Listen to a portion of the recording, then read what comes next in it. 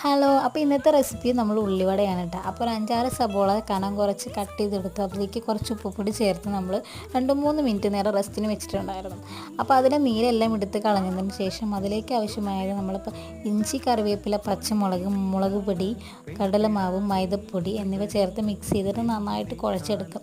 ഉപ്പ് നമ്മൾ ആവശ്യത്തിന് ഓൾറെഡി ഇട്ട് കൊടുത്തിട്ടുണ്ടായിരുന്നു, നമ്മൾ സബോളയിൽ കുഴച്ച് വെച്ചിട്ടുണ്ടായിരുന്നു. പിന്നെ അഡീഷണൽ നമ്മൾ 2-3 മണി പെരിഞ്ചീരകം ഇട്ട് കൊടുക്കാം കേട്ടോ. അപ്പോൾ അത് മാത്രം ഞാൻ ഈ വീഡിയോയിൽ സ്കിപ്പ് ചെയ്തിരിക്കുന്നു, എനിക്കത് പെട്ടെന്ന് വിട്ടുപോയതാണ്. അങ്ങനെ ചൂടായ എണ്ണയിലേക്ക് നമ്മൾ ഇത് കൈ കൊണ്ട് ഷേപ്പാക്കിയിട്ട് ഇട്ട് കൊടുക്കാം. അപ്പോൾ ലോ ഫ്ലെയിമിൽ വേണം നമ്മളിത് കുക്ക് ചെയ്തെടുക്കാം.